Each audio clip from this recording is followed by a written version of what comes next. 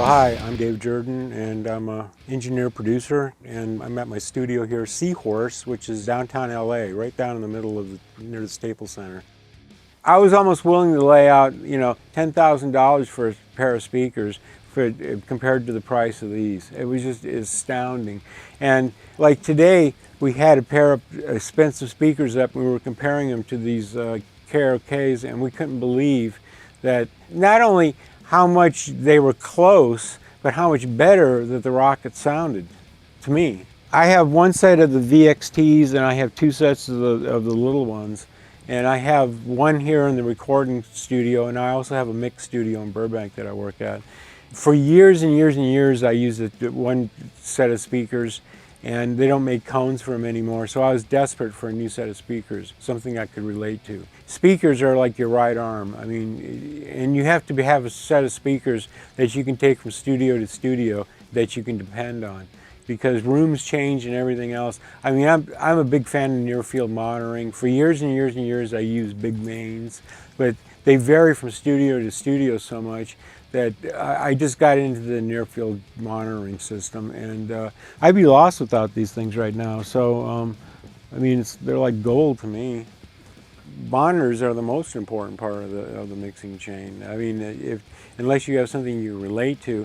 I mean, what it's all about is not so much how it sounds in the studio, it's about how it sounds when it gets out of the studio.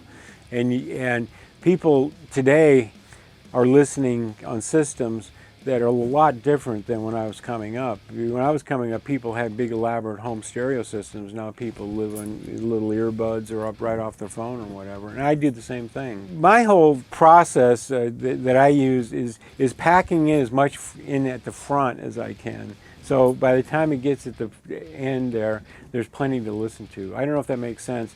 It means, when you're working with like Pro Tools and you're sampling stuff, I like using analog because you're given a signal in there that's plenty fat, and has plenty to sample from.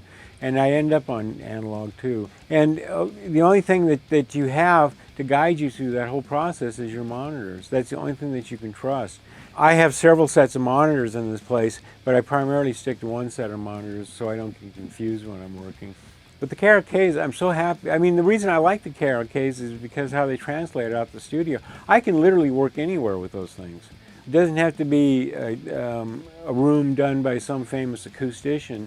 I can work practically anywhere. I can work in a living room. I can work anywhere with those speakers, and I can trust them. I can't say that about a lot of speakers.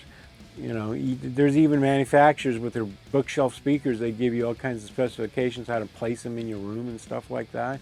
And the KRKs, I just set them up and use them. Just like shut up, start using them.